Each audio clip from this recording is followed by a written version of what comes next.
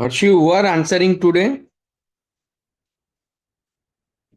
Sir, Dr. Samit Doshi and Dr. Ankit Gupta are answering.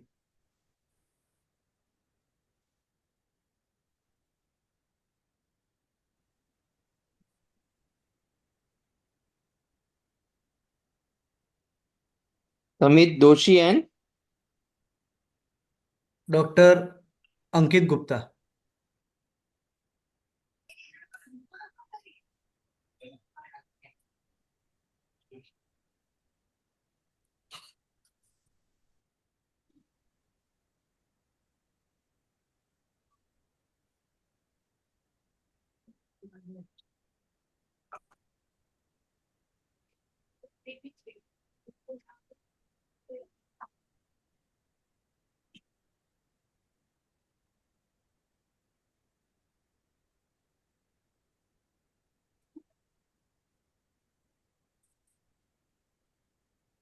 good evening, Dr. Good evening, Dr. sir. Sharma. Good I'm evening, sir. Samit. Good evening, sir. Yes, we just wait for 1 or 2 minutes and we start. Dr. Pankaj Maheshwari has also joined. Hmm.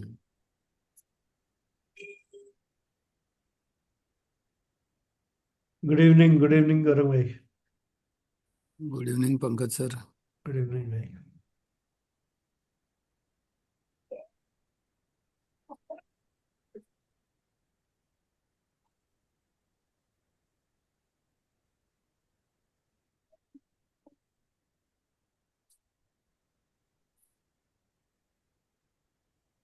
हाँ बोलो बोलो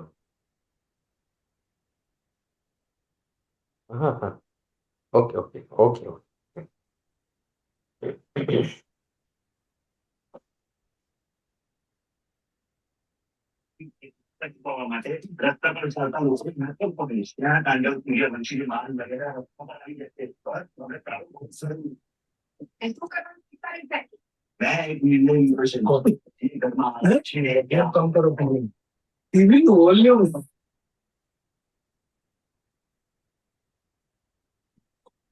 The Shall exam we start, dates are sir? out. The exams are, I think, in 31st July, 1st and 2nd of August. Yes, sir. Correct? Sir. Yes, sir. So I think that is time now. You people were expecting in October, right? Yes, sir. Yes. And now it is in quite early. But see, in our this discussion, we cover almost the whole theory.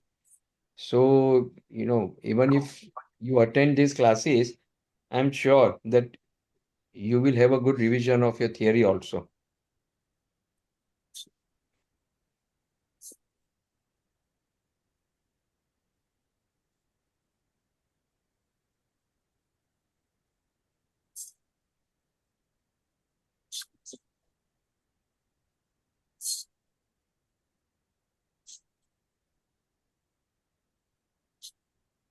Shall we start the case, sir? Yes, start the case. So today the case is of a 5-year-old male presenting with chief complaints of pain in left flank and lower abdomen since 20 days, burning micturition since 20 days, and fever since 20 days. Yeah. So, Samit, now this is a history. How will you elaborate? So, I would first ask about the onset, duration, progression of every symptom. So, first, the left flank pain since 20 days. So, it is mentioned that it is intermittent. So, I want to know the exact site. So, it's written lower abdomen, whether it was, what was the onset, and the duration, where it was dilating or colic in nature, and radiating or non radiating, associated with any other symptoms, whether it was relieved on analgesics or not. Along with that, if the pain was associated with any lower urinary tract symptoms, and after that, inquire about the burning micturition and accompanied by any frequency, urgency, or there is dysuria or history of any pyuria, hematuria, and also about the fever, where the fever, whether it was continuous or intermittent, any diurnal variation was there or not, and whether it subsided on antipyretics. Okay. Anything And else? any about history of the particularly liturgia, about the history of lower urinary tract symptoms, including frequency, urgency, nocturia, lithuria, and hematuria or pyuria or dysuria. And also there is also about the uh, any other history like in the past swelling over the back or any elsewhere in the abdomen, also associate or other any history of intervention or any which was done in the past. And uh, also about the bowel habits, whether there is history of any diarrhea, constipation. And sir, main this history first. So, Ankit, you would like to add anything? the history of similar complaints in the past, along with history of any instrumentation or history of any lithuria or hematuria, or along with the voiding lets. Okay. Apart from that, anything else? He is a 5-year-old child. And it's a history of any limb weakness or any history of gait disturbance. And Okay. his history of constipation. Constipation, diarrhea, bowel habits. Further, And history of any and ballooning of prepuce during Refuse while maturation. passing. okay. What about this antenatal history, maternal history, antenatal history? Sir, yes, sir, we will like to ask And then about about the the antenatal history, whether there was any antenatal scan was done, and would like to document about the antenatal scan, whether there was any hydronephrosis or anything which was positive during the antenatal scan. or about the developmental milestone and whether vaccination was done till date or not, and any other histories. So, Dr. Sharma, please take over. Yeah, I think they have covered most of the things because it's a history of a duration which is just 20 days. Antenatal history, I would expect only if the examiner insists on asking it. Yes. Important thing is to ask any history of previous illnesses, frequent illnesses in the past. Because if you look at this particular scenario where there is left loin pain, burning micturition, and fever, Samit, what is your first thought that comes to your mind? Sir, considering the duration, whether it's since 20 days, it could be a stone disease, sir. 5-year-old first And diagnosis. or UTI UTI will be my first and diagnosis, sir. UTI will be my first diagnosis. UTI. Yeah. Can you put it in a better way? Complicated UTI, upper tract or Yeah. lower tract. Pyelonephritis. Pyelonephritis. Possibility. So Yes. when there is left loin pain, burning, fever, you are suspecting pyelonephritis. And then all your history will be pertaining to what can cause this pyelonephritis. So in a Yes. 5-year-old, can you tell common reasons why pyelonephritis can occur? The VUG obstruction was maybe one of the cause. It comes lower down in the risk. Okay, anomalies of the kidney. Put it Kidneys. in this way, anomalies of the kidney. So Or what any is the cystic anomalies? disease which got infected. Which one? Any cystic disease of the kidney. infection. No, it is not a common presentation. Cystic disease is not at all common. You cannot put it first. Or PUV obstruction. It can be something more common. And reflex. reflux. But Reflux. Anything else? sir, Phimosis. Phimosis. So it will start with phimosis, constipation, and if he gives history of previous such episodes in the past, then reflux becomes a dominant first diagnosis. Then you can say PUG obstruction, stone disease. So these are the common reasons why he might develop pyelonephritis.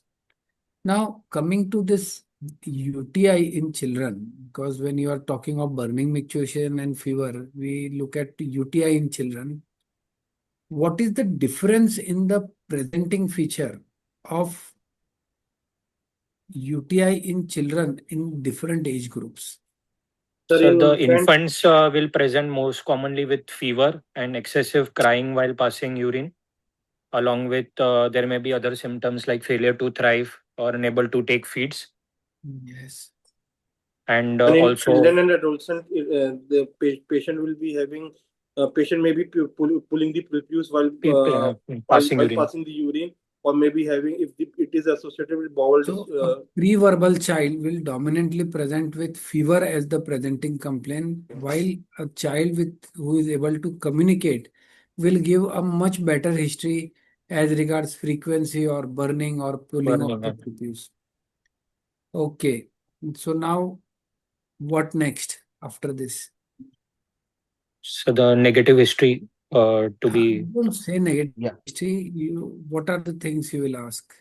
So the lower urinary tract symptoms, any other which is it is accompanied or not, frequency, urgency, neurosis, or dysuria, hematuria, lithuria, pyuria, and Yes. history of after that, bowel bowel dysfunction dysfunction, like constipation, Yes. and then history is of any similar episode in the past, sir. history of interventions in the past. Okay. If there was any Everything history is of similar okay. episode in the past, then what was done, whether the patient was hospitalized or not, or whether any investigation was done. If it was done, then if the detail of the investigation and what was done during the admission period. Right. So who is presenting it further, Harshiv?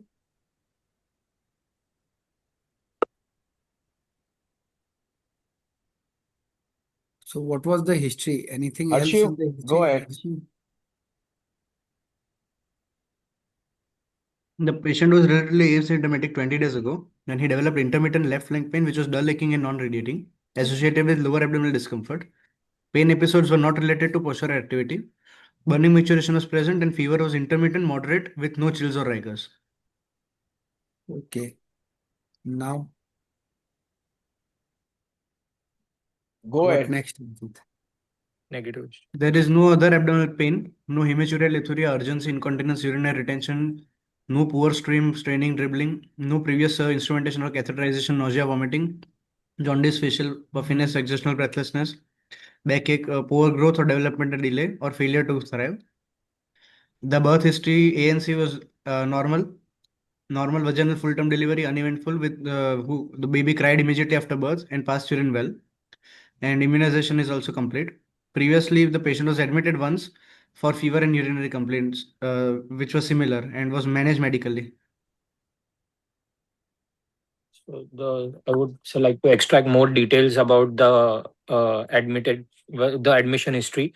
What investigations were done, what antibiotic he had taken, and what was the diagnosis at that times.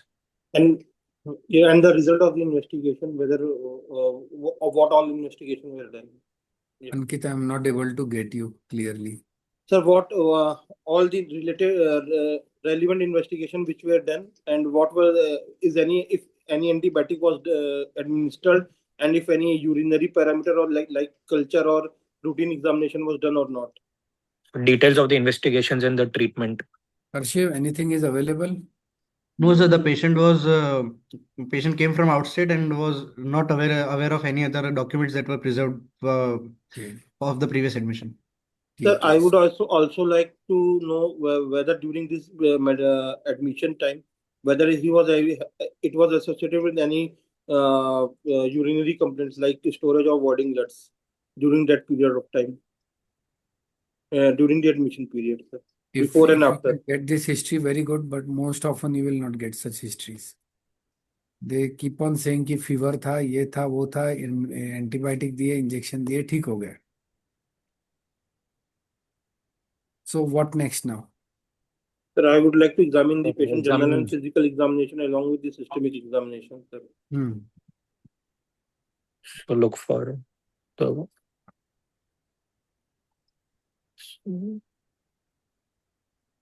So the general examination seems to be normal, sir. Also about the weight Or of the child. weight is not mentioned, sir. Yes, weight should be mentioned. Very Now in the good. nutritional status. Yes.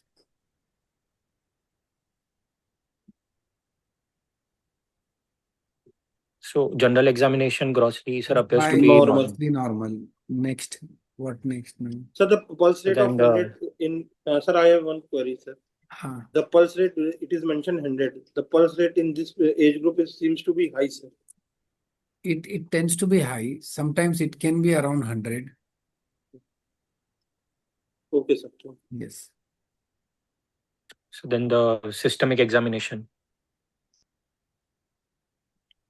Sir, on abdominal examination also, the external genital was uncircumcised and no other positive findings was elicited. Okay, so local systemic Local examination thing is seems to be normal. normal. अब क्या करोगे? Sir, I would like to So investigate then I the would patient with investigate the CBC renal function test along with urine routine and microscopy. urine. So And urine as a culture part, as a also. also culture, and as a part of my extension to my general examination, I would like to have a USG whole abdomen with pelvis, sir. With the post-word residues. Post-wide test. Agreed. Now, by the time you send all these things, would you not like to start him on some antibiotic? Sir, Yes, sir. if the patient is having fever, and I would like to look at the general condition of the patient. If the patient is looking ill, then I would like to admit the patient and start on parental antibiotic. If the patient seems to be healthy, then I would like to. Ankit, The one- vitals of the appears to be stable, so I would Stable, so like I to would like start to start first with oral oral antibiotics. antibiotics and assess the reports. If there is abnormality or if it is not responding to oral antibiotics, then I would like to admit and start with IV, not straight away with IV antibiotics. So within a day, sir, if all the investigation that we have told, apart from culture, all the investigation we will get in a single day by the evening time. So by that time we can assess the patient, and based on the report we can advise the admission to the patient, sir.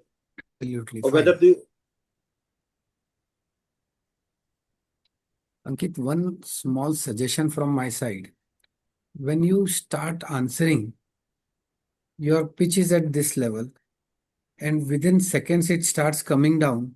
So the last or the last few sentences are barely audible. No examiner will make an effort to listen what you want to say. He will be interested. You should tell him what you want to convey. Yeah, yes, sir. take care about these things. See, it's a habit which doesn't go that easily, but it is something which can irritate few of examiners. Yes, sir. Each and every sentence and word of yours should be clear, very clearly audible, and the examiner should be able to understand and comprehend it clearly. Yes, sir. Yes. Yes. So in this particular biochemical report, the only abnormality that you are able to see is the Creatinine. creatinine. Seems But to what be is right. interesting is that the counts are not very high. Yes, sir. Yes. Right. So what next now? आगे का बता दे भाई हर्षिव.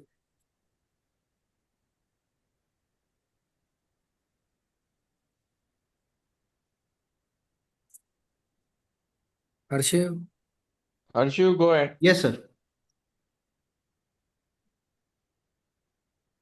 This is the urine routine, which has pus cells 3 to 4 per high power field and albumin trace. Otherwise, the reaction is acidic. Appears normal, sir. yes. In the Now, sonography. And what could culture have was done. caused this? So he See, the urine routine is showing no WBCs, but here the culture is showing 20 to 25 WBCs. It could be given at two different times and two different persons. A patient may have But- a prior antibiotic therapy, sir. antibiotic therapy. Yes, so antibiotic therapy, but here it is showing Proteus. Next, इसमें क्या है? Now, what I want you is look at this report and tell me which antibiotic you will start and in what dose you will start. Sir, I would like to start third generation cephalosporin ये because देख सुन ऐसे मत answer कर. ये पूरा list दिया है, इसमें से कौन सा एंटीबायोटिक देगा और क्या डोज में देगा. When you say third generation ना, if I want to trouble you, I would start asking, name the third generation cephalosporins, name second generation, name fourth generation, and unnecessarily the Viva will go in a different direction. So considering the culture report and age, your trimethoprim is sensitive. So the cephalosporins here are resistant. Right. And so for oral, I would like to start with trimethoprim, sir. Now, this will be something where I would like to have opinion of Gaurang sir and Pankaj sir also, because he presented with a left loin pain fever, and which suggests that there is a systemic infection, and we are giving trimethoprim, which is having good urinary concentration but not good penetration in the parenchyma. So, sir, what would be your approach? No, what you are saying is absolutely right. Best thing is if such patient when they come to us, we admit them and start the higher antibiotics after consultation with the pediatrician, because there are two important things. One is the dose, that is, and the second thing is, even like if you ask the infectious disease doctor, they say that even if it is a resistant, that doesn't mean that you cannot use a particular antibiotic. So in such cases, we have to use a little higher antibiotics, maybe injectable. So whichever is appropriate in this case, like we have got a piperacillin, we have got a cephalosporin. So it's better to start the IV antibiotics, control fever, control infection, and then put the patient on long-term oral antibiotics. Yes. Okay.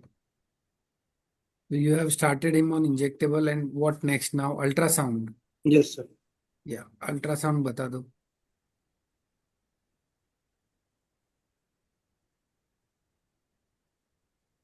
So this ultrasound of KUB.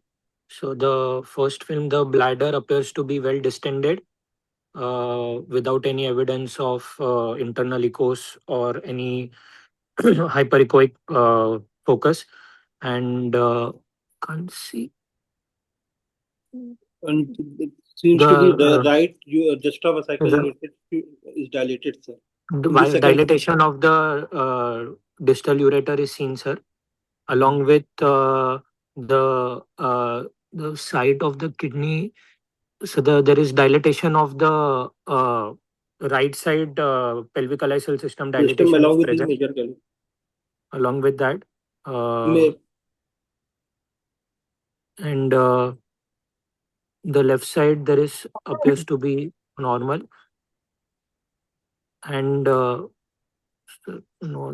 evidence of any hyperechoic focus in the kidney or internal echoes within the systems. Yeah. So Ankit, now you answer. Let Samitesh finish his talk. So you now, if you want to add anything. sir, the bladder is adequately distended without any evidence of any bladder thickness. The right juxtavesical ureter seems to be dilated on the second film, and there is evidence of pelvic alysyl dilatation along with the major alysyl dilatation in the right side. The left kidney seems to be normal, sir. Okay. Okay. So can you Arshiv? put the report? Yeah. The report showed mild dilation of right pelvic alysyl system with both kidneys being normal in size. AP diameter of right renal pelvis was 2.4 centimeters. There was dilatation of bilateral distal ureters, with right side distal ureter being 6.7 mm and left side being 6.5 mm. Urinary bladder was distended but normal. Pre-void was 149.2 cc, post-void residue 20.5 cc.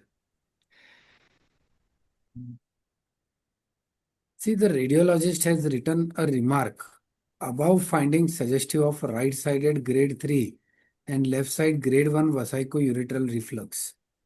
Do you agree or you don't agree with him? Sir, it is very difficult to comment Very on the difficult to assign on reflex someone. on USG, sir. Correct. But if you have to diagnose reflux on USG, what are the criteria that you can use to say that there is presence of reflux? Sir, Scarring can be seen in the One. Second, kidney. Sir, ureteral death or dilatation of the velocity. ureter. dilatation can be in a non-obstructive megaureter, non-refluxing megaureter. ureteral jet or ureteral velocity, No. and the dilatation of the hydroureter hydronephrosis along with the thinning of loss of corticomedullary differentiation with That can occur with a mega ureter also. Specifically, if these things, if a radiologist mention, you are able to get a very good idea ki yes, there is a strong possibility of a reflux.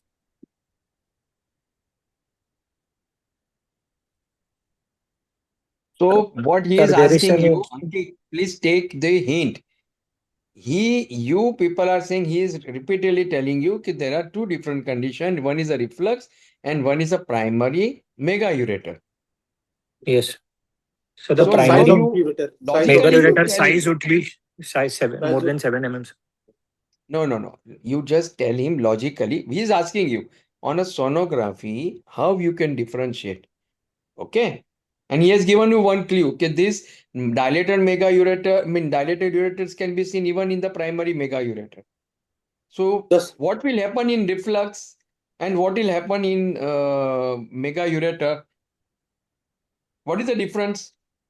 so the bladder will be also distended in UR along with the size of the ureter will be So less than 7 what mm. happens to the ureter with the full bladder and empty bladder?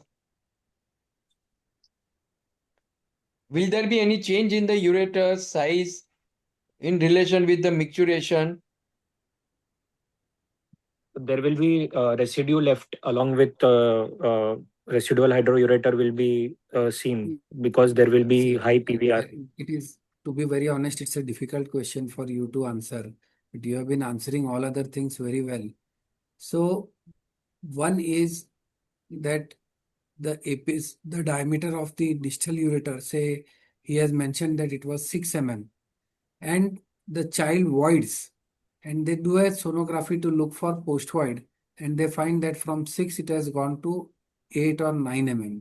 So increase in the dilatation of the distal ureter in the post void images is a sign that there is presence of reflux. Yes. In the kidney, presence of scarring and presence of a small sized kidney. And if somebody is doing a contrast enhanced ultrasound, then you are able to pick up reflux on a contrast enhanced ultrasound.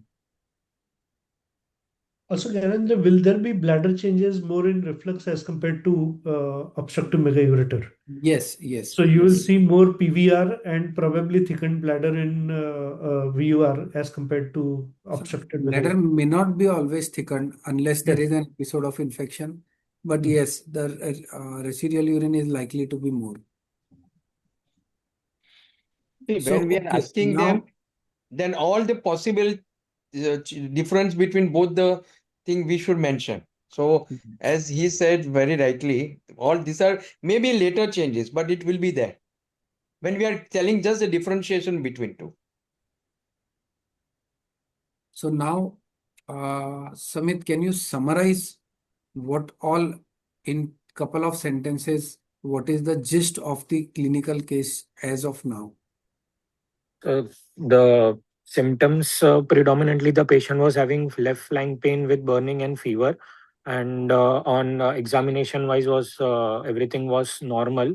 On hematological investigation, except for raised creatinine of 1.2, rest was within normal limit. Urine routine was normal. Culture was suggestive of Proteus and susceptible to some the antibiotics which has been started and on the sonography report. So there is the bladder appears to be normal, along with there is bilateral hydroureter along with left sided dilatation, mild to moderate dilatation of the pelvic cell system without any other findings or pathologies. Okay. So what next now? So then I would like to continue the antibiotic therapy and see the response to the antibiotic therapy. So for after adequate 1 week of IV antibiotics, then we would like to repeat the culture. Yes. Uh, and then assess if the culture is sterile. Then under antibiotic cover, I would like to go ahead with a VCUG, sir. Right. So you would like to wait for 1 week, give antibiotics, repeat a culture. तो अभी Monday को let's take Wednesday को antibiotic चालू किया, next Wednesday को culture भेजा. That culture will come on Friday और Saturday. Sir, in So- between time, we will do the USG After KUB. 5 days, we Repeat can- USG KUB, sir. Repeat. USG KUB. USG shows the same findings. Why would you repeat it? So just then to I would like to see the symptoms. The fever is subsiding. You have started the antibiotic on Wednesday. Thursday he is febrile. He is eating, moving around comfortably. At Sir, we least will for like to 3 to continue 5 the days, I IV would like to antibiotic, give sir. IV antibiotics, sir. Okay, you have continued. So you mentioned you will continue it till 7 days, and after 7 days, you will send the urine for culture. The culture report will come after 3 days. वो 3 दिन में क्या करेंगे? In between, or by 5 days, we can send and then see, sir, after that. So if the patient is Other theory would be, you sir, want to if do the a patient is VCUG stable. and you want to ascertain that the child is free of infection before you are doing a VCUG. Am I right? Yes, sir. Yes. Yeah. So if the child is symptomatically absolutely fine, would doing a simple urine routine be good enough to know is there presence of inflammation? And then under the cover of antibiotics, which you have already started, you can do a VCUG. Considering this urine routine was already normal, and Yes. So sure, we can do with the urine routine also, sir. Exactly. So cultures take 3 days.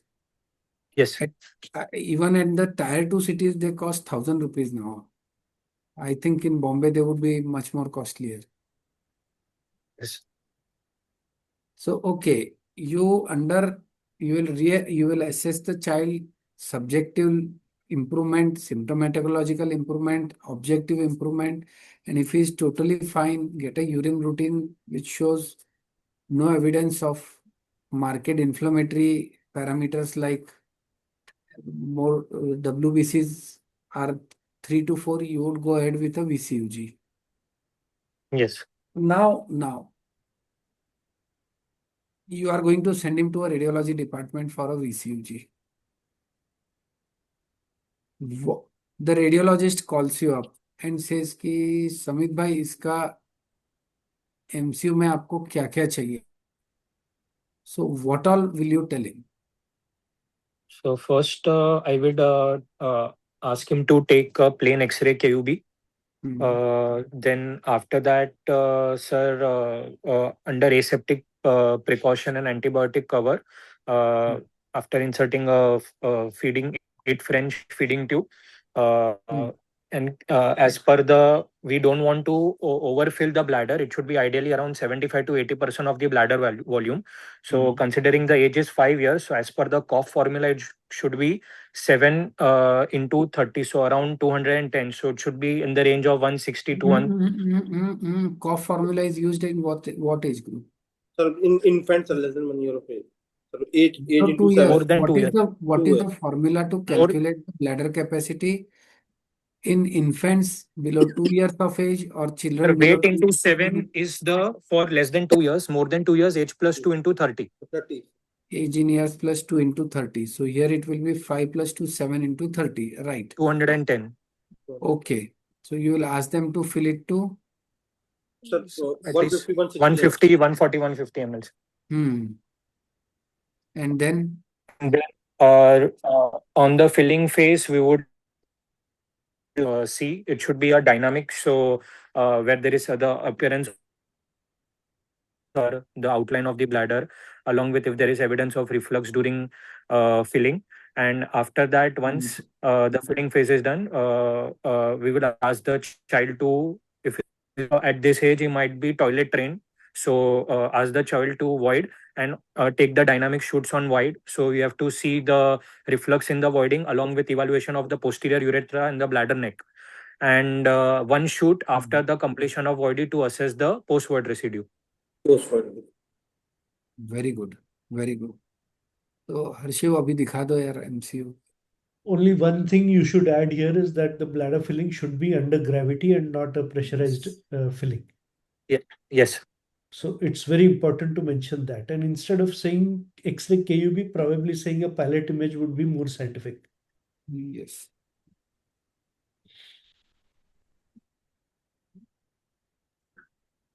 Okay. So this is an MCU from showing the all bony landmarks to be normal along with the bladder during the filling phase seems to be normal with the well distended without any trabeculation or any diverticula with a smooth margin and and shows bilateral VUR grade. On the left side it is grade 3 to 4. 3 to 4, sir. So bilateral VUR it is seen. Yes, sir. Now, very basic question.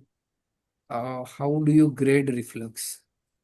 Sir, it is on VCUG or radionuclide cystography. So on VCUG, there are 5 grades from grade 1 to 5. So one is non-dilated ureter, second non-dilated ureter and pelvis. There is mild to moderate dilatation of the ureter with the pelvis, and there is blunting of fornice. Fourth is moderate tortuosity, and fifth is gross dilatation with tortuosity of the pelvis and calais are dilated, and there is loss of papillary impressions. Very good. So, which is this grade? So grade 4.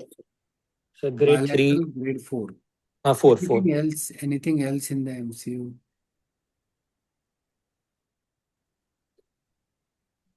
So the evaluation of the posterior urethra also slightly. Bladder neck seems to be normal. There is no dilatation of the posterior urethra, sir. And there is no dilatation. And there on the post-void film there is significant PVR, sir. Is there bladder neck hypertrophy seen? Sir, there is no notching seen on the post-void film during the filling phase, sir. No notching of First film, if you see carefully.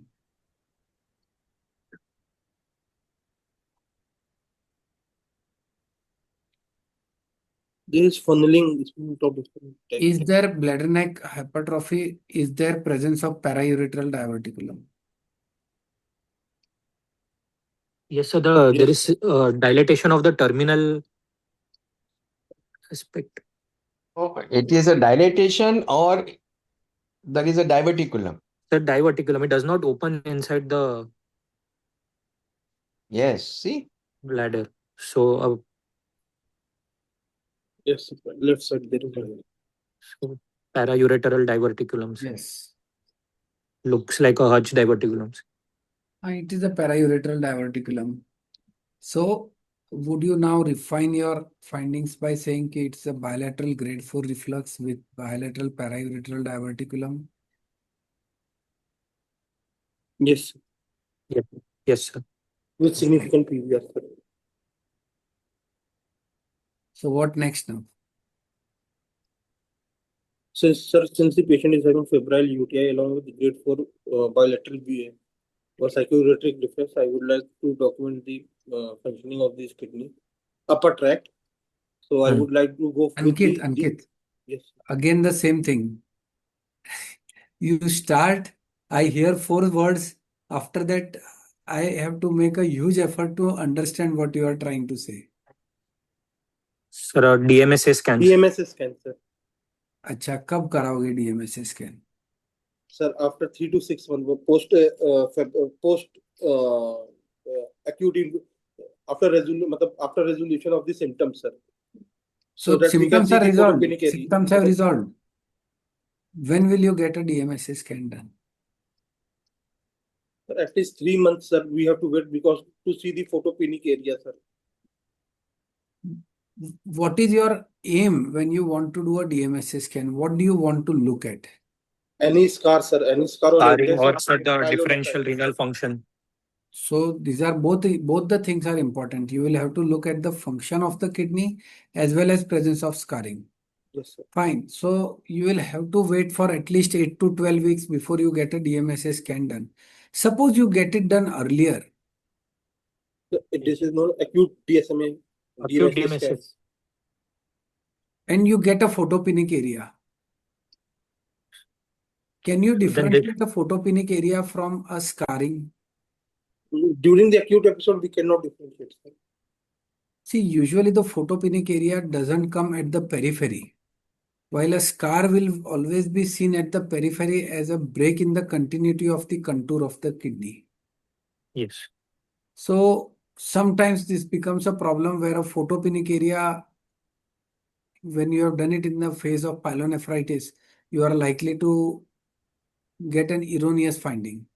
So it is always better to wait for about 8 to 12 weeks before you get a DMSA scan done. Now you have told him we will get a DMSA scan done after say 3 months. Now what are you going to do now?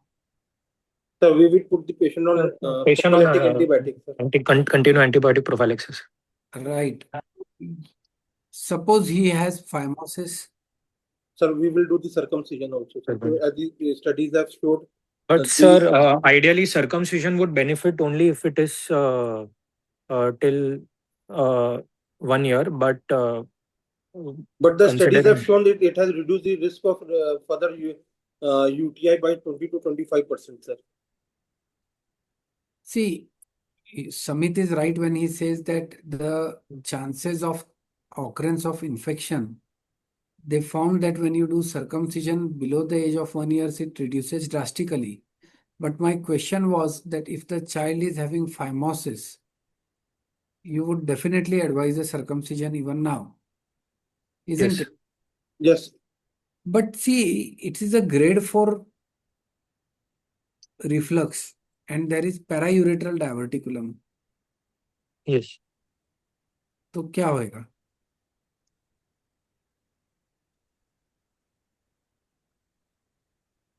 He is asking you, are you going to wait for a reflux to resolve? So there is less likely chances the reflex Less will resolve. likely chance of resolving. I wanted this answer because I knew you would answer it is less likely. Now, if reflux is associated with paraureteral diverticulum, what is the long-term prognosis of these patients? Are you saying that all paraureteral diverticulum with reflux, the reflux would never subside? Sir, high grade reflex is unlikely to resolve, sir.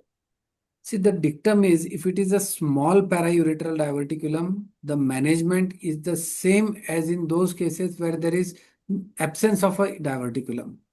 But if it's a large diverticulum, then the chances are that it is never going to subside and you would end up requiring a surgical intervention. Yes. So let's come to that later. You want to get a DMSA scan done later. Phimosis was present, you did a circumcision. Which is the technique you use for doing circumcision?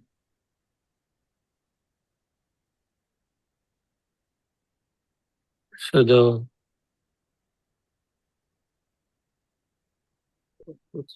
normal convention. What is normal? So the we do a dorsal slit and then circumferentially excise and then with the help of This absorbable is described as a freehand technique. freehand. This is described as a freehand technique of circumcision. So, Yes. any of you can tell me few different types of circumcision techniques that you are aware of? So there is a stapler circumcision by ZSR, and then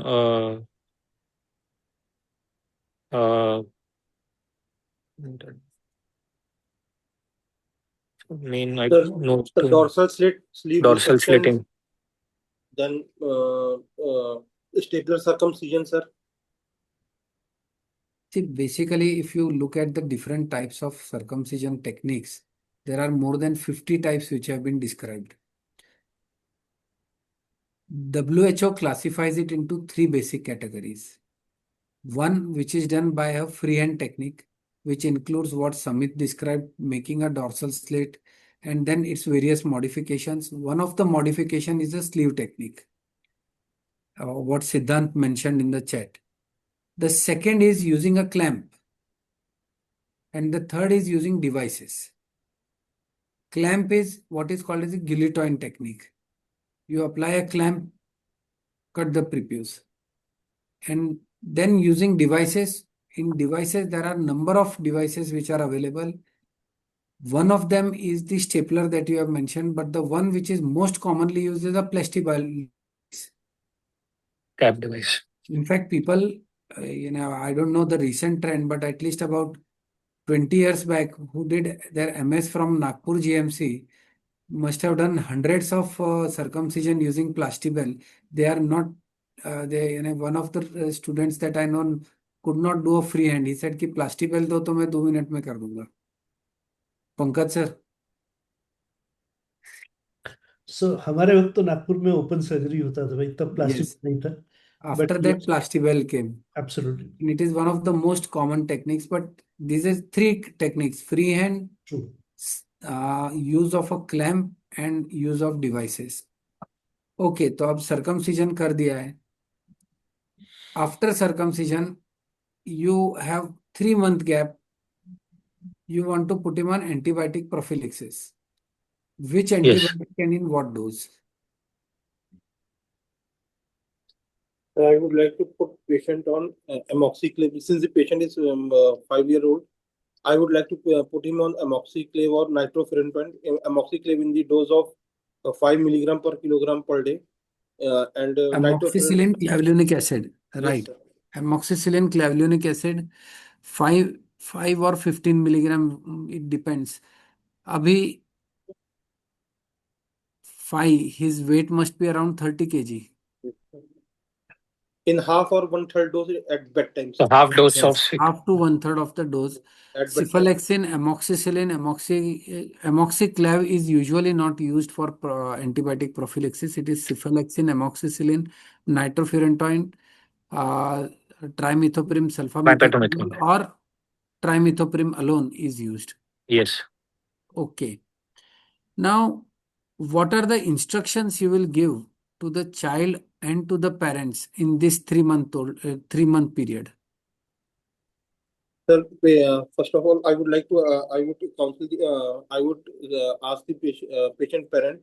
Patient should be voiding at time. There should be time void. There and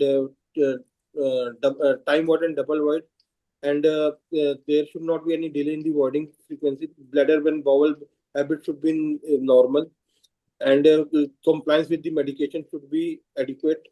He should not miss the medications, and if there is any fever, then he should immediately Report to the immediately. hospital. Right.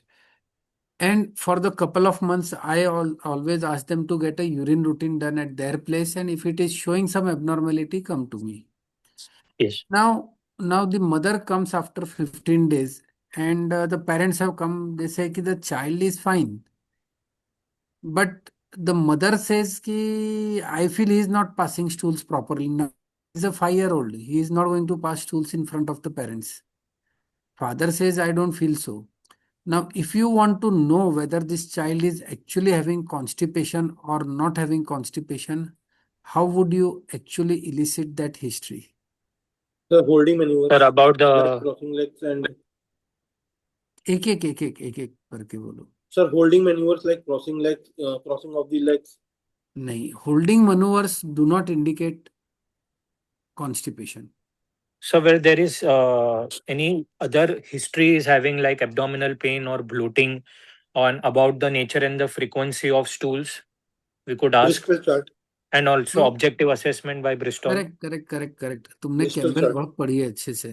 So you are right. Nature and frequency of stools. How would you get an idea about the nature of stools? So So Bristol, about Bristol the chart. Bristol chart, so 7 gradings are there depending Correct. on that. Correct. So 1 would be the hardest and 7 would be liquid like. Normal. Liquid. Okay. 4 is normal. That would clear. Now, suppose this child has constipation. How would you treat it? Sir, depending, we have to first see uh, and confirm whether is having functional constipation as per the symptoms is having, and then we have to analyze whether there is fecal impaction or not. If there is, if there are, first we have to see whether he's having any warning signs like melena or any other severe excruciating pain, any other thing. We have to treat him immediately as per the symptoms, or we have to see fecal impaction. If there is no fecal impaction, then dietary bowel habits along with fluid intake, high fiber diet, and laxative should be given. And if there is fecal impaction, then there is a role of washout enemas along with we have to assess.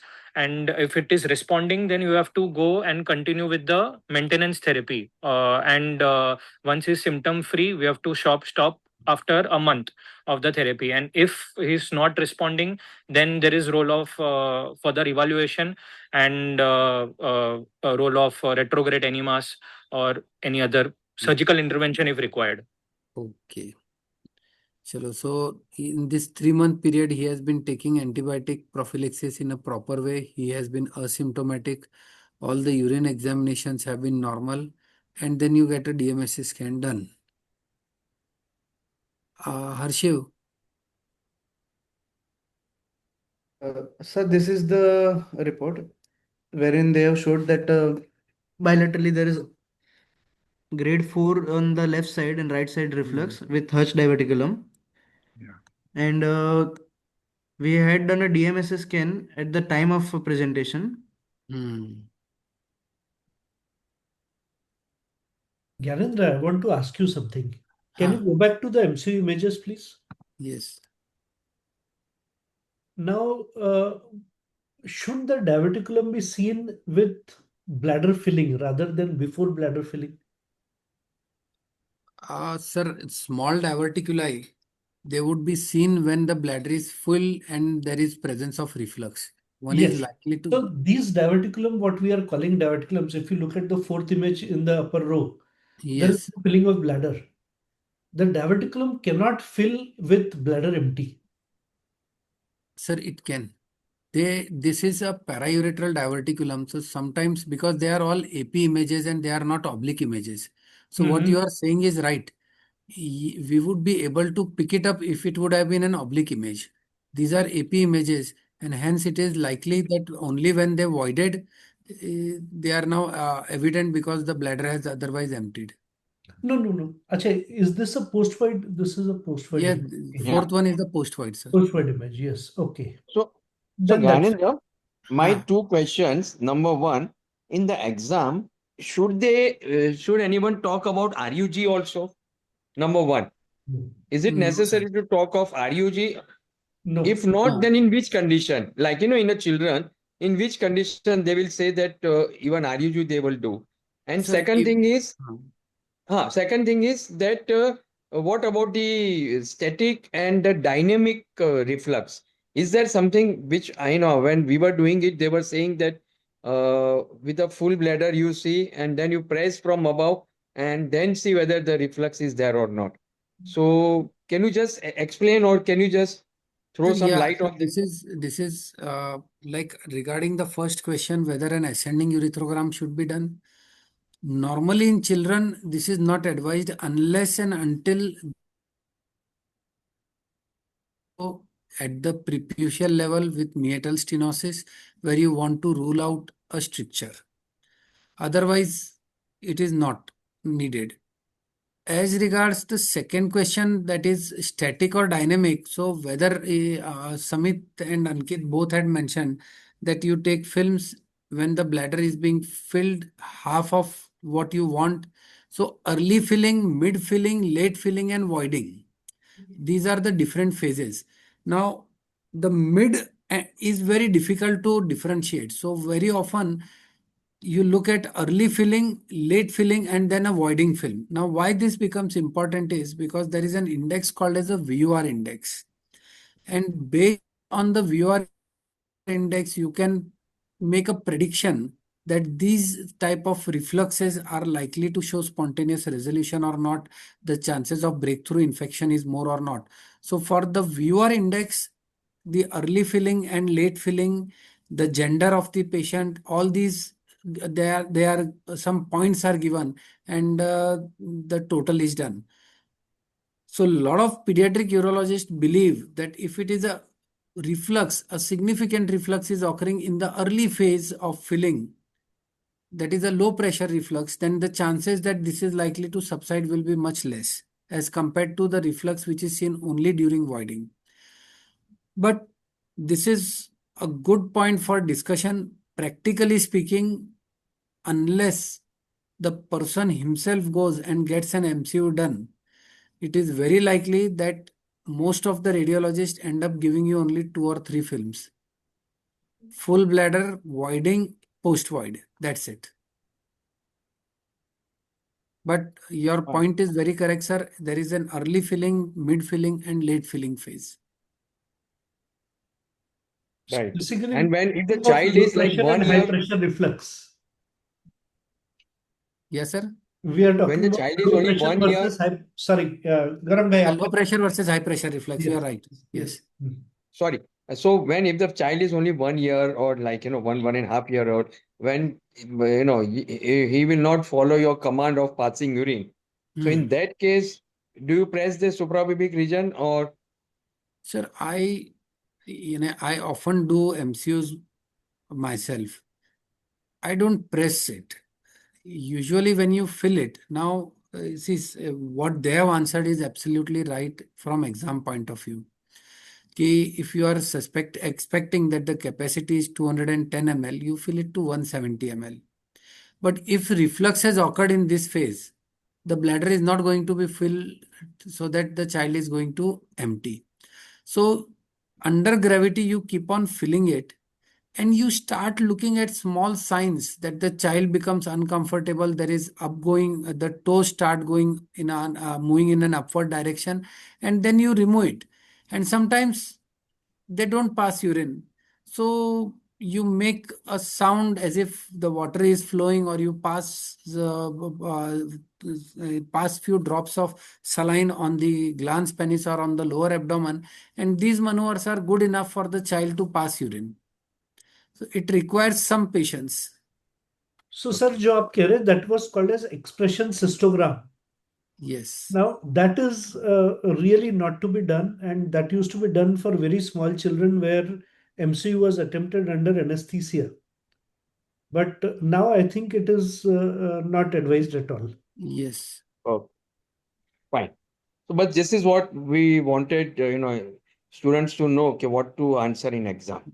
Sir, I Fine. have one query, sir. Yes. Sir, it has been said ki if you, as in our institute, sir, we never used to press the abdomen while doing the VCUG, because it has been said by our seniors ki there is chances of bladder perforation.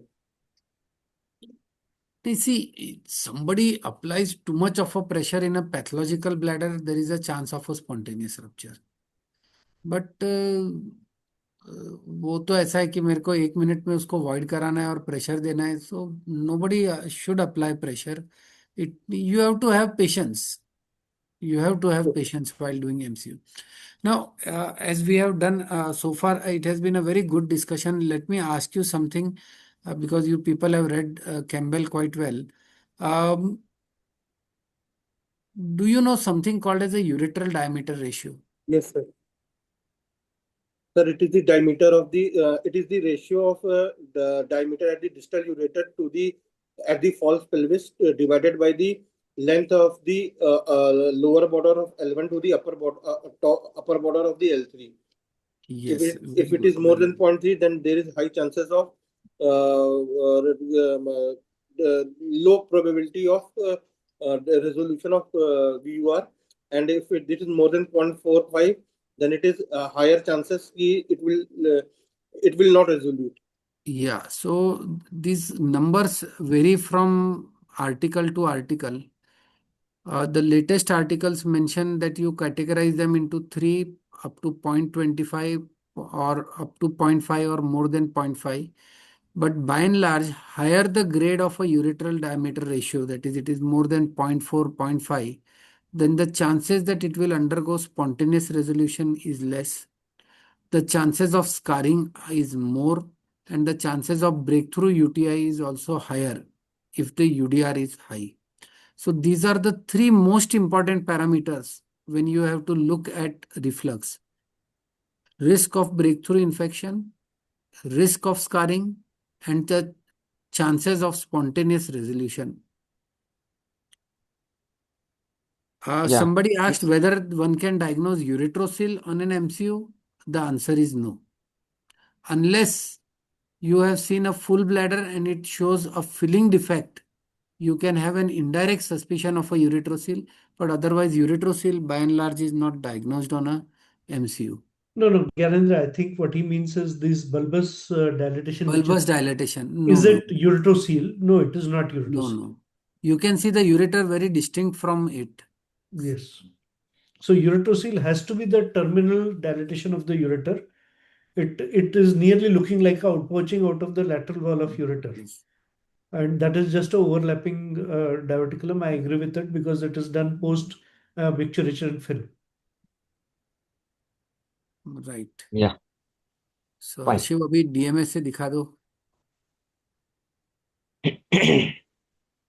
Sir, we have two DMSs. This is the one at the time of admission. The patient came with it, and then after the management with antibiotics, we have another DMSA.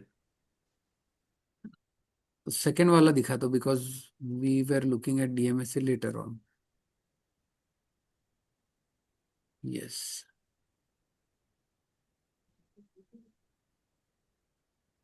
So the relative uptake on the left side is 54.19% and right side is 45.81%. So, Ankit, Yes, sir. now Dr. Sharma has already told you. Okay. Now you said that you will be waiting for 3 months. Yes.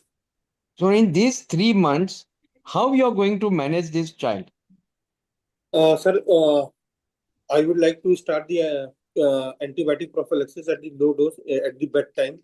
Along with, I would like to take care of his bladder and bowel habits. If there is any constipation, I would like to correct that constipation. And I would like to advise the parents the patient should be voiding at regular intervals. Baby should be voiding at regular interval, and there should be timed and double voiding should be there, sir. And if there is any breakthrough UTI, then the parents should immediately report to the hospital, and every month they should have at least one urine routine during that 3-month period, sir. So my question to you is what you mean by breakthrough infection, number one, and suppose every time patient is clinically absolutely normal, but every time you are doing urine routine, it is showing 8 to 10 pus cells. Now what you will do? Coming on to the first question, breakthrough infection is any episode of UTI during the coverage of antibiotic prophylaxis is known as breakthrough infection, sir. And if there is any coming on to No, the but second breakthrough question, infection means what? Sir, the it could be either basically it could febrile be UTI, sir. it could be any infection on the course. So it could Or be either due progressive to if the organism is too resistant, the bladder volume PVR is too high, or if the patient is not adhered to the antibiotic therapy. So we have to find the reasons for that, or if there is low dose which is given. So all can result to a breakthrough UTIs.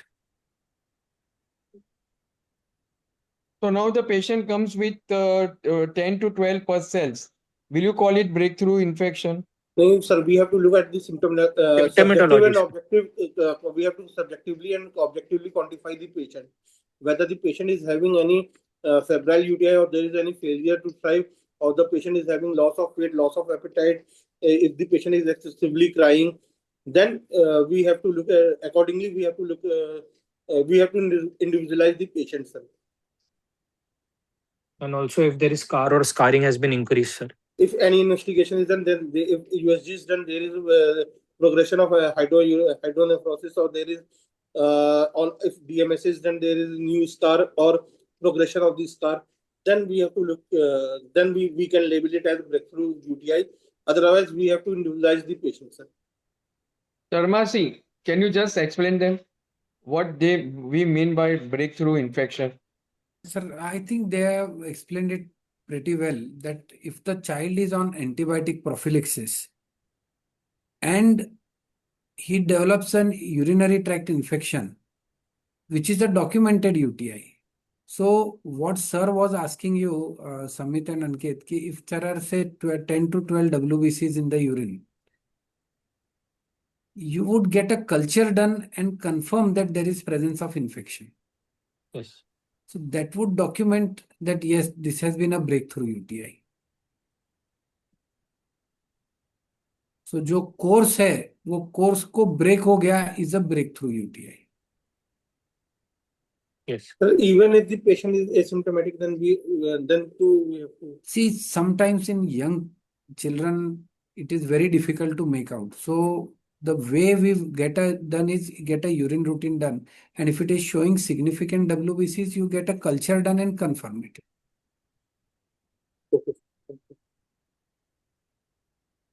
So it is very important to understand what is breakthrough infection. Okay?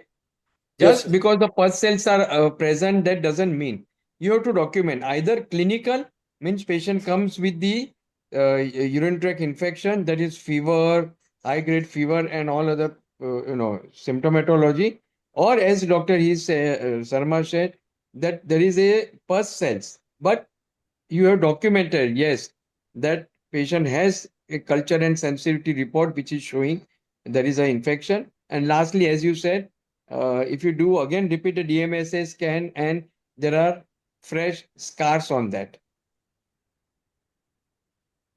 Sir, I had one doubt. Sir, what would be the ideal method to collect the culture to document? Like, is it that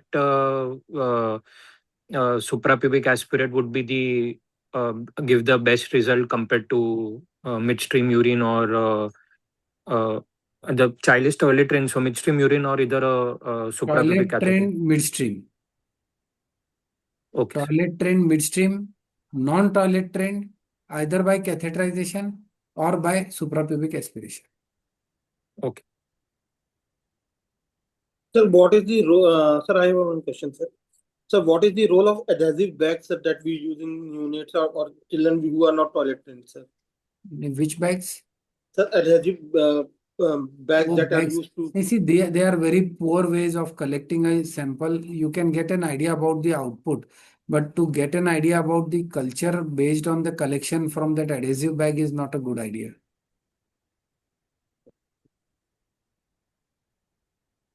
Yes. Okay. Thank you, sir. Okay. Harshil, show the DMSA report.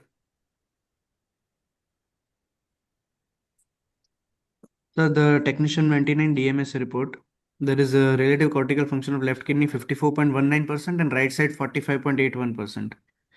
Both kidneys have preserved functioning cortical mass, and there is scarring in cortical defects as mentioned, which was in the inferior medial aspect of lower pole in left kidney, in superior medial aspect of upper pole in the region of cortex. And in right kidney, there was it was present in the inferior medial aspect of lower pole region. And as compared to the previous scan, there was no significant change following the antibiotic therapy. So what next now?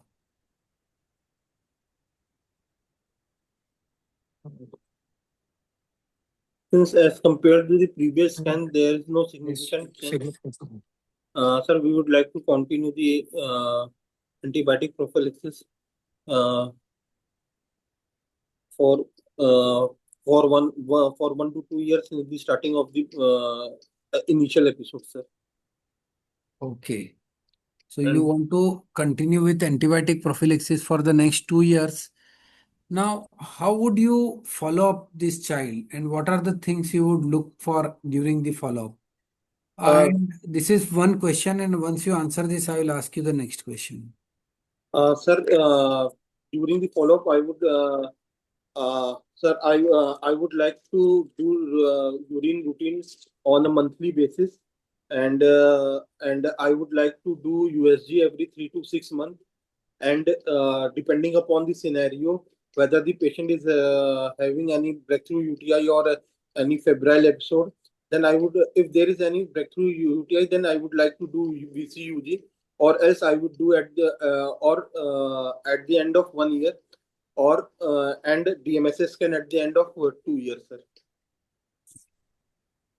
Now, let me ask you, he has a grade 4 reflux bilaterally. There is paraureteral diverticulum on both the sides, and there is presence of scarring. Why are you not thinking about bilateral ureteric reimplantation in this sitting itself?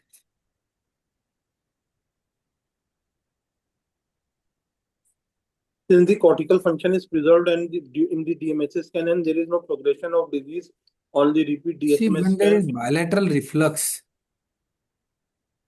the function जैसे bilateral PUJ में होता है, you cannot make a judgment based on the differential renal function. So here it has been a bilateral reflux. And that too high grade also. That too high grade with paraureteral diverticulum.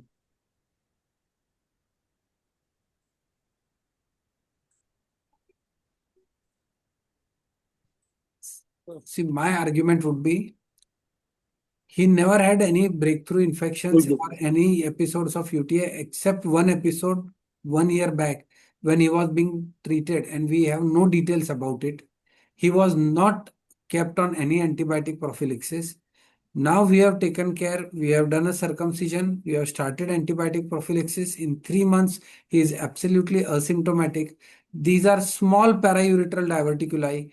So the chances of spontaneous resolution would be as much as that of a case where there is no paraureteral diverticulum. And I would like to continue with medical management, but keep the child under close observation.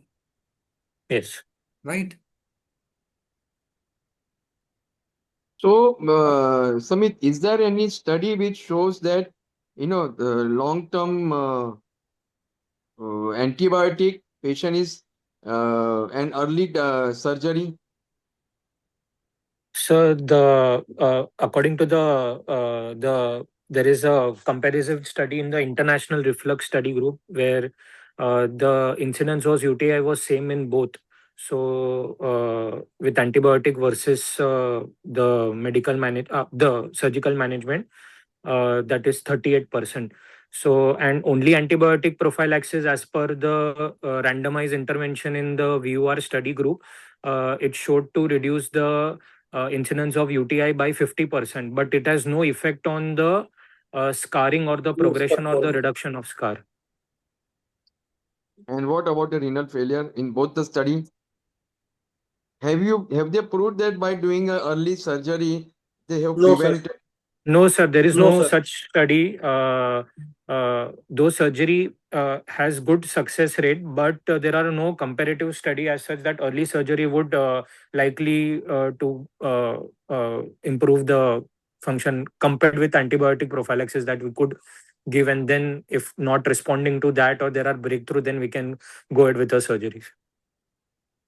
So now you understood that why a long-term prophylactic antibiotic we can continue, and there are specific indications to do the surgery. So what are the indications to do the surgery? And do Breakthrough you think that in UTI. this child it is applicable?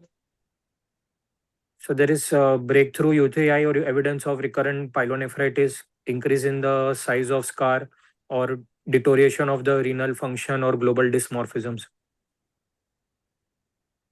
And The indication of surgery can be divided into two things: absolute and relative indication.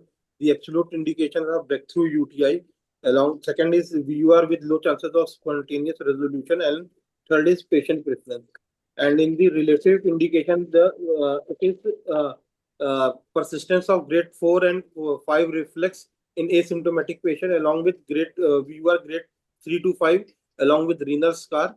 And if the patient is non-compliant to the continuous antibiotic prophylaxis, or there is refusal from the patient parents for continuous antibiotic prophylaxis, sir. okay, fine. So Ankit, will you like Yes. to do cystoscopy in this patient? Sir, as such, the patient is on Bladder antibiotic appears to be normal. prophylaxis and there is no breakthrough UTI, then I would not like to do cystoscopic examination, sir. Okay, fine. So now, which type of surgery you will offer? So there is Suppose this a patient has got a breakthrough infection.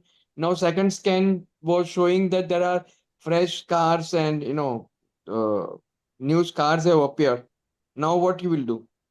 Sir, so then I would, bilateral ureteric implantation. So sir, Cohen cross trigonals. sir, it can be divided into two things: So for endoscopic this treatment and for surgical and radical treatment. Endoscopic can be hit or sting procedure, and radical option may be intravesical or extravesical ureteric reimplantation. In extravesical, extravesical, sir, Lish-Gregor technique, and in intravesical, Cohen's transtrigonal or is most Leadbetter, appropriate with Politono, or Glad Anderson. sir. But it is a bilateral, so we would like to prefer Cohen's transtrigonal, sir. Here there is no role of endoscopy as the reflux is high grade 4. If it had been grade 2, grade 3 persistent, then would have But thought there are so. some studies which Samit, show more than that, there is associated paraureteral diverticulum. Yes, and So this is very important. You understand? Yes. Because what you are saying is pure theoretical. Now, when you're writing in exam, perfect. Ankit, what you said was very good. If you write this way, examiner will be very happy to read it. But when we are talking about this particular case, then you have to remember that whether you can do endoscopic surgery or not, since whether can you do sting or not. earlier discussed, sir, this is a very small ureteral diverticulum. So can't we give endoscopic treatment? The results are not good. Okay, sir. And the reflux grade is also 4. So Sir, but there are some studies which shows see, few studies show they will say 60, 70, 80% results. But a surgical success rate is far higher. yes. So up to 3 talk of endoscopy. Above that, avoid talking about endoscopic intervention. Yes. Okay. So whenever you are talking in exam, in exam, you apply your theoretical knowledge for that particular case. And then you give a proper line of management. That is very important. So like Samit said in this case, because patient has got diverticulum and I will not like to do this, I will like to offer him a surgery. So that is a good answer. Then Ankit, your answer comes. Yes, sir, there are 2 different ways of doing it, surgery. But in this case, in our institute, we are doing this particular method and I am very familiar with this. I'll do this. Can you do Cohen? Which surgery you can do bilaterally at the same time and which surgery you will not like to do? Sir, I would like to. We can do Cohen's transtrigonal in bilateral cases along with the extravesical Lish-Gregor. So if you do bilateral Cohen, what are the disadvantages? Sir, if there is any history of nephrolithiasis in the future, so evaluation of Future the upper endoscopy tract. will be difficult, sir. Flexible endoscopy is not available at all the centers if you want to negotiate. So management of the stone disease would be difficult. And if you do bilateral together, do you damage something? Sir, there is disruption of the pelvic nerve, so there might be transient retention. So you may have, sometime you may develop neurogenic bladder. And That you neurogenic. have to remember. Yes. So Sharmaji, can you just tell them what normally you will like to do and your reasons for I that? would agree with Ankit. The child is fine. Keep him on antibiotic prophylaxis, follow him up. I would get an ultrasound every 6 monthly to look for any changes that are occurring in the upper tract and any alteration in the parameters of the diverticulum also, which are picked up on sonography. But if he remains fine for the next 2 years, I would just wait and watch and stop the antibiotic prophylaxis. Fine. So we are happy that patient is under well control, and we are regularly following up. No changes, going well, thriving well, and doing well. So if anything is there, we will let you know. So I think Yes. we stop here and we go to the next case. We have got two interesting cases. Sir, I have In one a short, question, sir. yeah, Ankit. Sir, it has been written everywhere कि we have to wait till 5 years of age for the spontaneous resolution. Since in this index case, the patient is already more than 5 years of age. See, it is So, why that 5 year cutoff came is that an Hmm. immature kidney below the age of 5 years has a high risk of developing scarring. And beyond the age of 5 years, the chances of development of scarring are minimal. I'm not saying they are zero. Had they been zero, then the diabetics who present with pyelonephritis won't develop scars, but they also develop scars. yes. Yeah.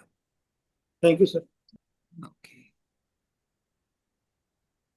चलो Okay. ये fast लो अभी 2 है तो Arshiv, ekdam fast. So this is a case of a 10-year-old male presenting with recurrent fevers in 6 months, burning micturitis in 6 months, increased frequency, and occasional lower abdominal pain. Go ahead, go ahead. There was the fever. Sorry, the patient was relatively asymptomatic 6 months ago, after which he developed intermittent episode of fever, which was moderate to high, associated with chills, recurrent, and there were 3 to 4 episodes, with each episode lasting 3 to 5 days and responding to oral antibiotics. There was also burning sensation during micturition, which was gradual, persistent, and pronounced during febrile periods. There is associated increased frequency of urination, passage of small amounts of urine at short intervals. And there is also occasional suprapubic pain, which is dull aching, non-radiating, and no relation to posture or meals. Pain is mild to moderate and coinciding with the urinary symptoms. There is no history of abdominal pain, hematuria, lithuria, urgency, incontinence, poor stream, previous urinary instrumentation or catheterization, nausea, vomiting, jaundice, facial puffiness, exertional breathlessness, lower limb edema, backache, bony pain, poor growth, developmental failure. Patient was a full-term normal vaginal delivery with no antenatal USG abnormalities or postnatal events and normal milestones. There is no poor growth, developmental delay, or recurrent febrile illness or failure to thrive. Otherwise, past history is non-significant. Bladder is disturbed as described. Otherwise, sleep, bowel, appetite, and diet is adequate. Hmm. On examination, the patient was febrile with 101 degree fever, 120 pulse rate, and 100 over 64 mmHg of blood pressure. On examination, there was no significant finding. Patient was uncircumcised. No lump on palpation. Yeah.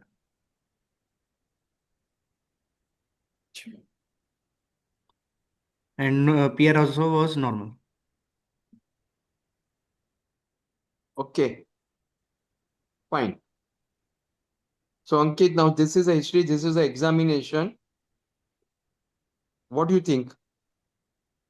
Sir, based on the given history, my provisional diagnosis will be of uh, recurrent urinary tract infection, followed by which may be due to lower urinary tract or upper urinary tract. And then I would like to go with my investigations like CBC, RFT, and as a part of my physical extension of my physical examination, I would like to do USG whole abdomen with pelvis, sir, along with urine routine. And urine culture. Yes चलो अर्शिव बता दो क्या है The patient has hemoglobin of 6.4, counts are raised to 13,410, platelet 5,94,000, create is 1.15, which was borderline, urea was 42 raised, and CRP was 28, which was raised. Go ahead. Show them everything. Yeah. Urine routine, pus cell 10 to 12 per high power. Go ahead. This was the culture showing Klebsiella pneumonia.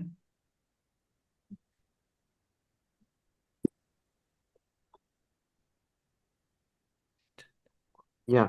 Sonography.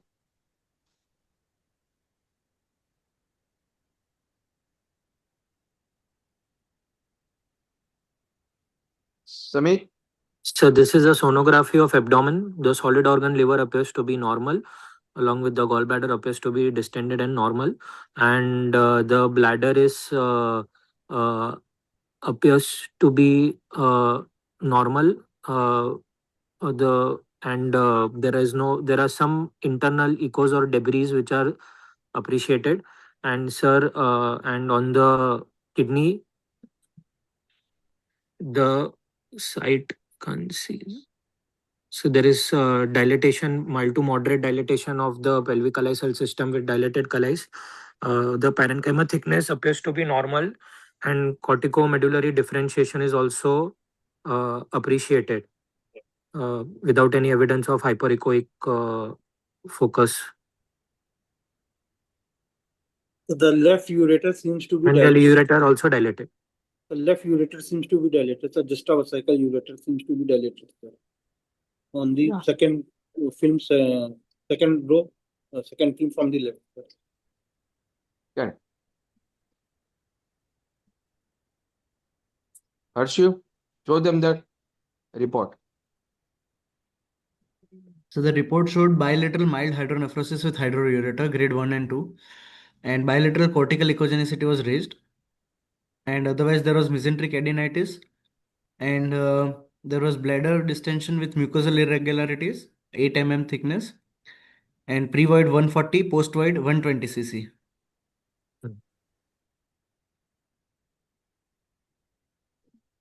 Follow by next. So then I would like to admit the child and start with IV antibiotics, sir. And we will as per- catheterize the patient as the PUV is high, sir. So not on based on single PVR, sir. But the patient is also having fever. Unless Okay, you admitted a patient, you have started antibiotic, and now again you have done PVR is still there. then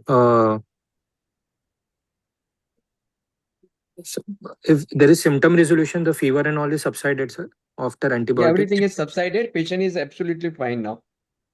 So then we would like to evaluate the status of the bladder, because here the bladder looks at fault because the thickness is also very 8 mm along with side. So sir, for that I would like to evaluate about the neurological history pertaining, but which was negative on examination. So sir, to see the status of the bladder, like 8 mm thickness, so there would be long term. So what are the suppose if then you are thinking of a neurogenic bladder, then what are the in the children, what are the things you would like to rule out? What are the causes for this neurogenic bladder? Sir, any spinal swelling at the back or tuft of hair, or any surgeries in the past, or it could be any non-neurogenic lower urinary dysfunctional voiding, or that can contribute to this. So the hydronephrosis is likely due to the back pressure changes because of the insufficiency of the bladder, sir. So any particular, so any spina bifida or any. So Sir, just enumerate the thing which you commonly see. Sir, spina bifida, sacral agenesis. Sacral agenesis. Then third. Sir, any tethered cord syndrome. Tethered cord syndrome. Very good. Sir, also I would like to go with the antenatal history with the mother, sir, whether she was having she had a history of obesity or any history of anti-seizure drugs or any history of diabetes or any history of folic acid deficiency or not, sir. Okay. Right. So now next what you want to do? Sir, after we will stabilize the patient, and then after 7 to 10 days of antibiotic coverage, we would like to repeat the urine culture. If the urine culture comes out to be sterile, then we would like to go with the urodynamic testing, sir.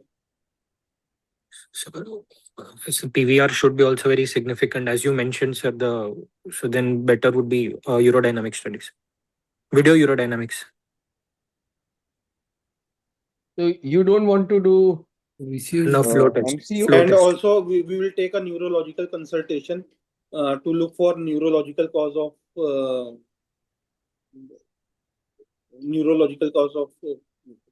bladder bowel disease. The MCU can be done, but after the urodynamic to see after the adequate evaluation of the bladder, because the PVR is very high. Along with there is the thickness of the bladder is also very high, 8.8 mm.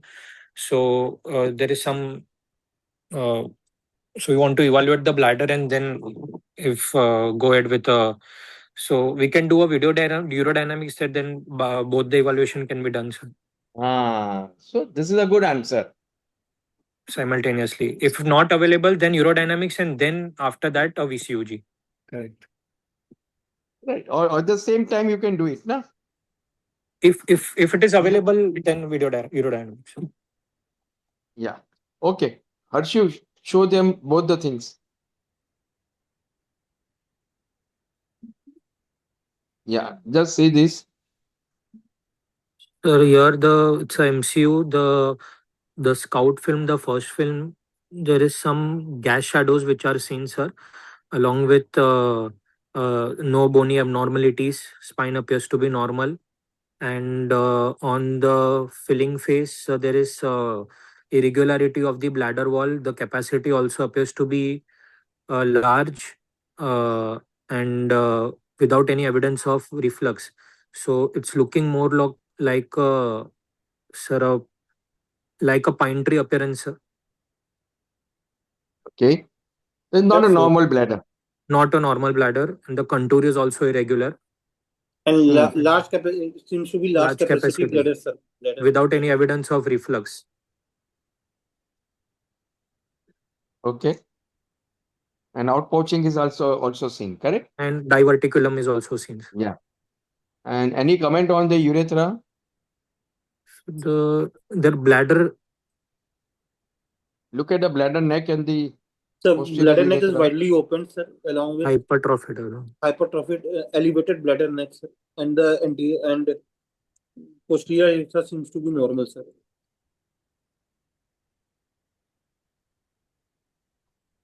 Okay. Show them urodynamic.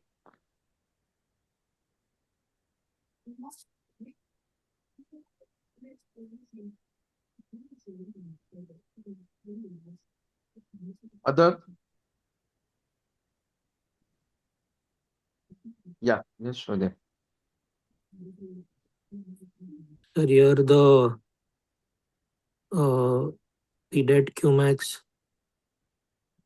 is relatively high, sir, 52, and with high residual volume, and the capacity of the bladder is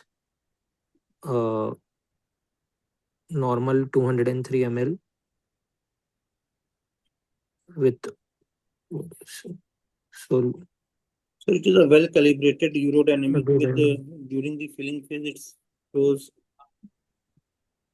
poorly compliant bladder with with poorly compliant. with good bladder capacity without any coarse sensation or any involuntary rectusal activity, sir. Yeah. Okay.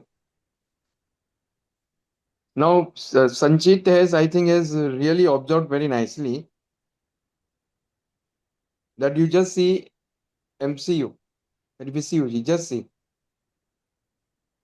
what he has written. Pinning top. Yeah. It's just pin top deformity, like you get it.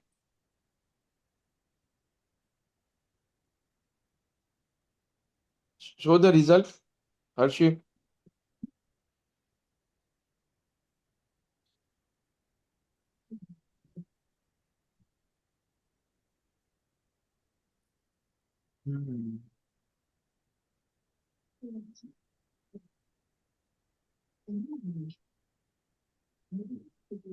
So, Samit, now Yes. next what? So now So what is this your is a diagnosis? so looks like there is a So this is a neurogenic bladder. So neurogenic voiding dysfunction is there, sir, with poorly complant. So I would like to then after the antibiotic therapy, sir, I would like to start with anticholinergics along with see the sonography assessment of the PVR, or if the PVR is persistently high, then I would like to ask the patient to start with the CSIC, sir. Right. But But you will what also about get the a upper tract? neurology opinion. You will also get Yeah, a neurology And opinion. simultaneous neurological evaluation. fine. But then what you will do for the upper tract? So then we could monitor on the ultra sonography and see the status of the hydronephrosis, where after the CSIC it is decreasing, and also starting anticholinergic, where the PDET is also, the detrusor pressures are coming down to normal range, and then analyze.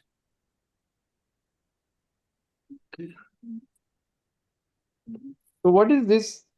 If there is a no neurological component, then what is So this it's called? no, Hinman Primary syndrome. bladder So neck hypertrophy, sir, or neurogenic neurogenic withdrawal. bladder dysfunction, Hinman syndrome. Bladder bowel syndrome, bladder bowel dysfunction, sir, or later or in the primary bladder neck hypertrophy, sir. Lower down in my differential.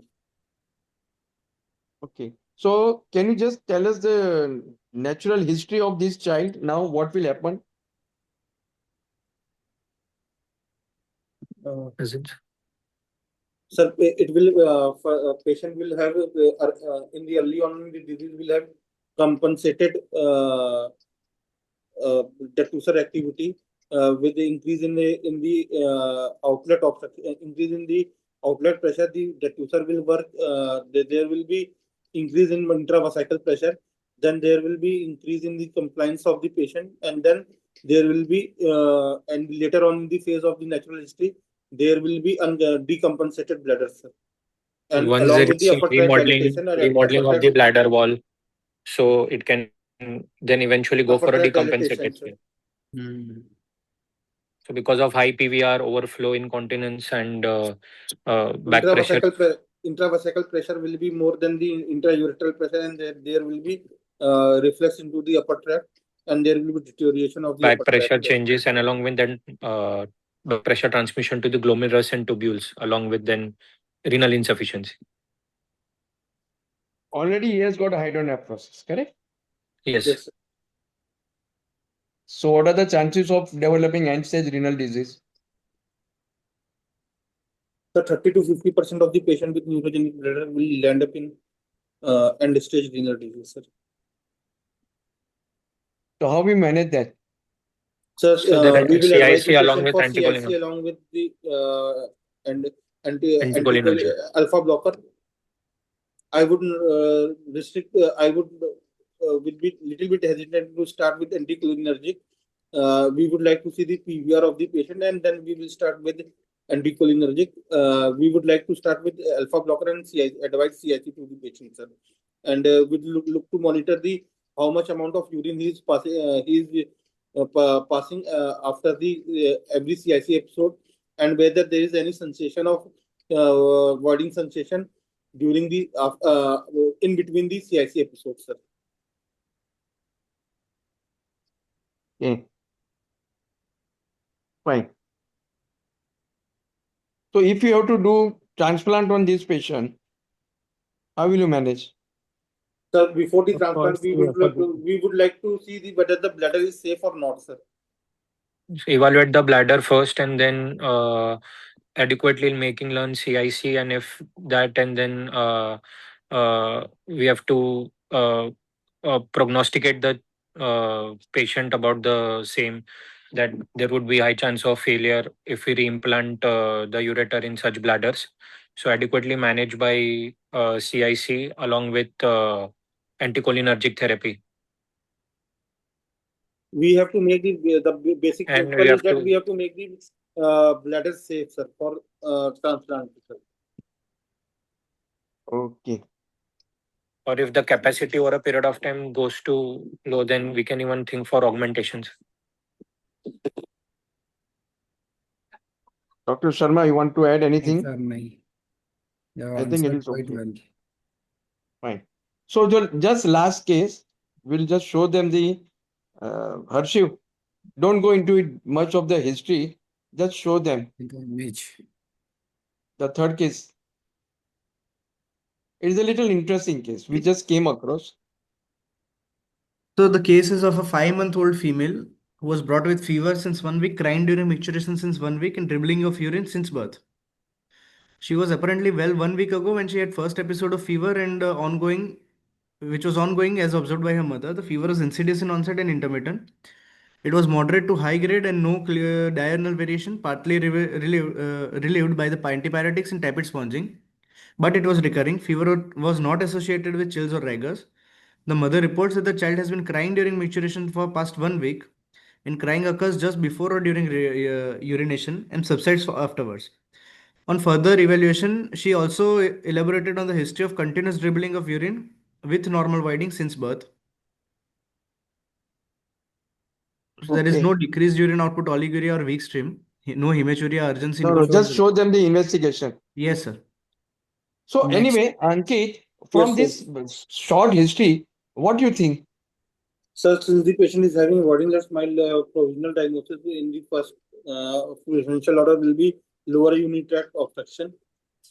So Maybe she's having continuous dribbling. dribbling. So it could be ectopic ureter also. And Yes. posterior urethral wall, See, interior. continence with incontinence is seen in only two situations. One is ectopic ureter and the second is ureterovaginal fistula. Fistula. बाकी कहीं पे नहीं मिलता है. Yes. चलो So हर्षित ये A दिखाओ. positive finding on palpation was that the left kidney was enlarged and non-tender. Next. next. Next.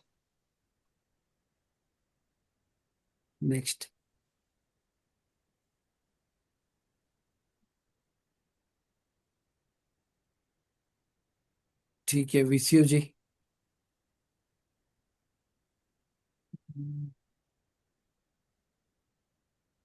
Very well done VCU ji.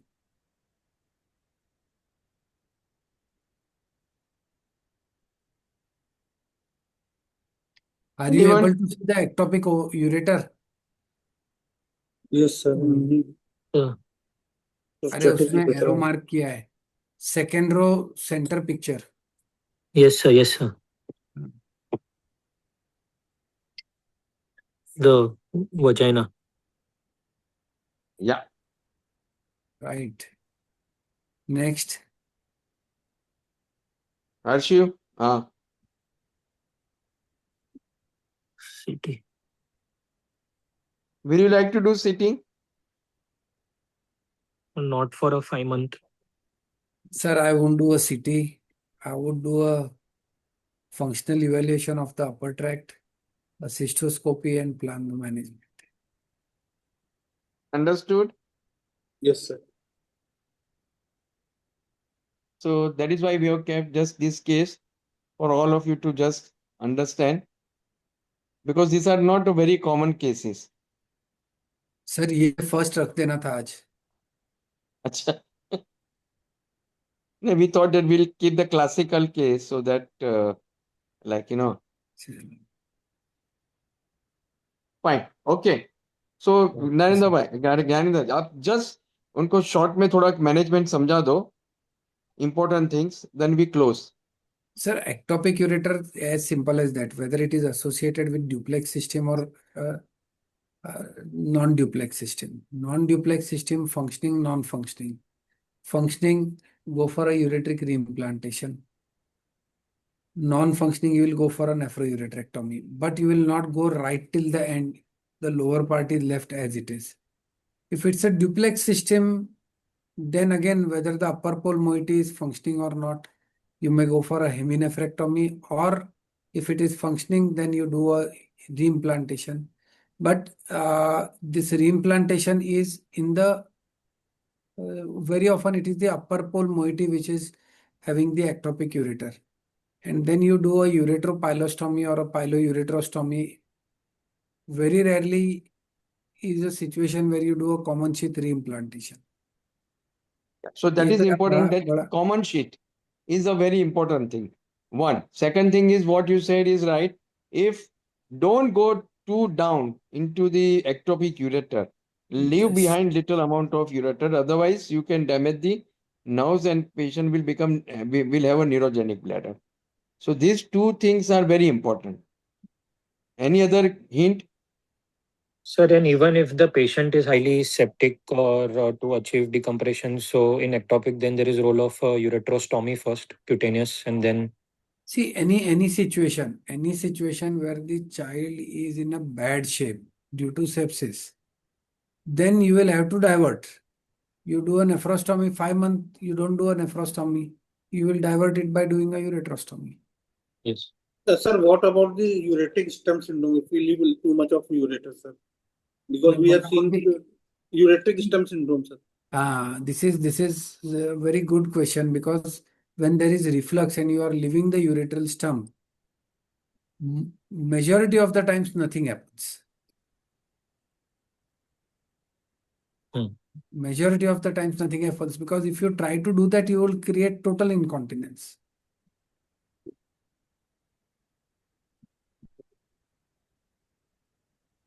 And the pressure, the amount of length you leave behind is not great length. You understand? So the pressure which is generated during the micturition in that stump is not too much. So it is not going to become like hydroureter, or it will be. Second thing is everything is going to come out once micturition is over. So the chances of infection and that syndrome is not going to be there. Now, the only thing is that the same patient followed after 11 years. Harshiv, now just show them. So after 11 years, the patient came with dribbling, which was involuntary leakage, which was, sorry, dribbling, which was characterized by involuntary leakage of urine in drops shortly after completion of the voiding. The leakage occurs without any straining, effort, or associated discomfort and persists for several minutes after she believes urination is finished, often soaking the front of her underwear and necessitating the change of underwear during the day. Dribbling is intermittent in small droplets, predominantly noticed while standing up or resuming activity after voiding, and is not preceded by urgency or preceded by a strong desire to void again. No burning, change in color, foul odor, and the child remains otherwise asymptomatic in between the episodes. ये skip कर दो, आगे जाओ. Skip करके final दिखा दे. So this time the kidney was not palpable. Sir. Okay. Kidney. Next. Investigation.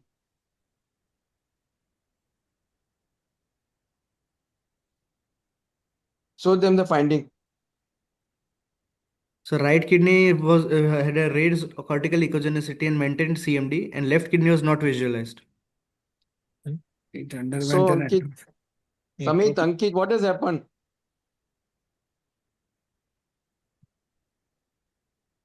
So because of recurrent It is not recurrent. There is a certain degree of obstruction which is present, obstruction. which has resulted in an obstructive atrophy.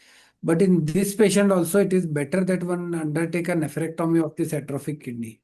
वो जो post void dribbling है वो बंद हो जाएगा उसका. Sir, how come we not came to know, sir, this is a obstructive lesion, sir? मतलब थोड़ा confusion हो रहा है सर इसमें. क्या? Obstructive lesion कैसे सर, ये कैसे अरे समझ में आया? ऑब्स्ट्रक्शन इसलिए होता है because it goes through these muscles and sphincter. तो वो स्पिंक्टर का जो ये टोन रहता है, that is causing that obstruction. Okay. Sir. Next. Harshiv. Sir, the CT scan was done. Sir, I had one question. If this would have been same in a male child, then would have been less likely, right? अरे उसको कुछ symptom ही नहीं आते, या he would have presented with some episodes of UTI. Yes. So Harshiv, what is the finding in CT scan? Sir, CT IV was done. Left kidney was 1.8 by 1 centimeter, severely atrophic, and faint cortical opacification. There was no contrast excretion on delayed scan as well. The right side, it was well opacified and 9 by 4.7 centimeters, normal. Fine. So now, Ankit, Yes, sir. tell us now what you will do. We would like to get a functional evaluation then. Functional evaluation in this case. So go for a nephrectomy. Directly Sir, go for for a medical surgery. legal, sir, for medical legal purpose, sir. Right. What But sir, medical legal? the IVU is clearly suggestive of there is no, and we are not going to achieve anything after doing a DMSS. Yeah. So CT IVU demonstrate anatomically there is no non-functional. And Sir, Fine. but as per our institutional protocol, we Okay, always used to okay. do. Harshu will show them. Harshu will show you. So we did it. right So kidney. Ankit, you are happy? Yes, sir. What you see now, you tell me. Right Definitely you kidney can is see something. not visualized, not taking up. But on the right hand side, see carefully. What do you see?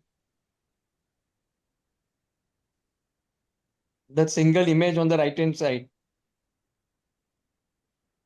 Sir, reflex.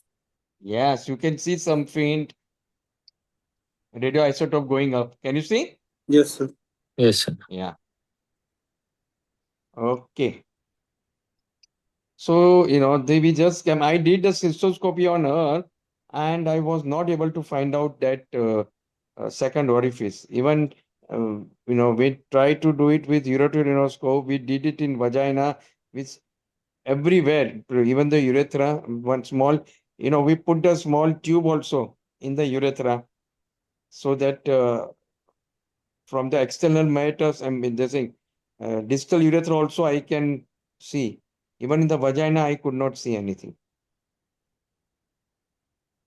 No opening. Okay, Yes. fine. Maheshwari ji, आपको कुछ anything advice?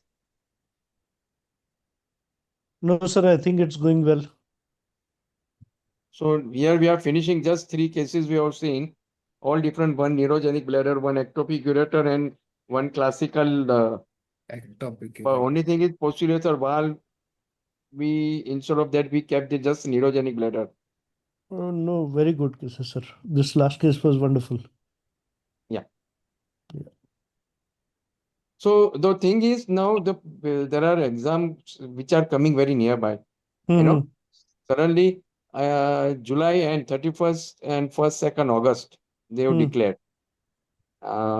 So again we will take the opinion, because the new students, they have not yet joined everywhere. Hmm.